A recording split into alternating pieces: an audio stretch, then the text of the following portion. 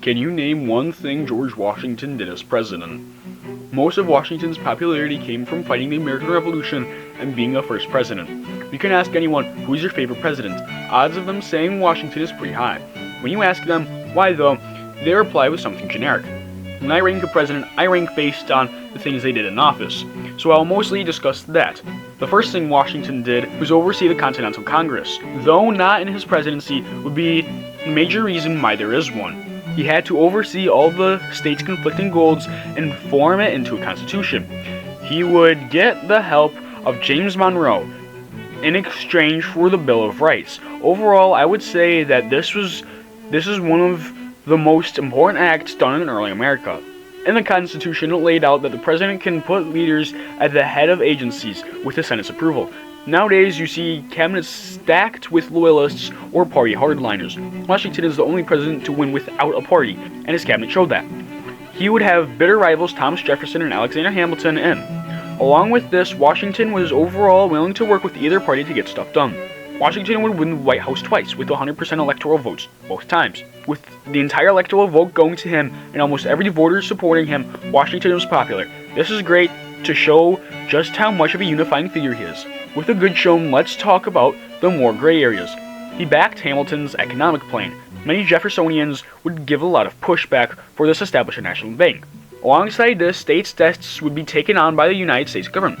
That may sound like a good thing, but states like Virginia, who paid off the bulk of their debt, are now seeing other states who paid a little off get all of it taken out. Finally, war bonds would be paid off. Many people traded their war bonds assuming that they would be worth nothing, but now the government says they will pay it off. These three things are hard to say decisively if good or bad, or even if Washington should have taken the blame for it was Hamilton's economic plan. Now I'll come out and say I do not agree with the next one, but I understand why it happened. Washington would declare neutrality when France and Britain went to war. Jefferson said that they were betraying their allies that helped them win their independence. Hamilton would argue the treaty was signed with a now dead king. Washington reasoned the young republic was just not ready for war.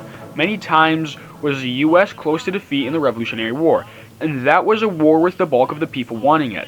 This one, half the nation didn't want. Also, the U.S. just didn't have the means to fund such a war. Washington would help push the Jay's Treaty through.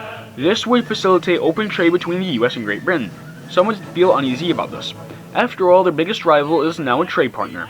In his final farewell speech, Washington talked about free trade, even though he supported tariffs, and feared the British can outproduce the U.S., causing more import of British goods than export of domestic ones. Washington was against the Treaty of Fort Hamer, but when it came to enforcing it, he did. Washington would send not one, but two forces to put down the Native Americans. After the first one was beaten, Washington would send a second one, this time under a much more aggressive general.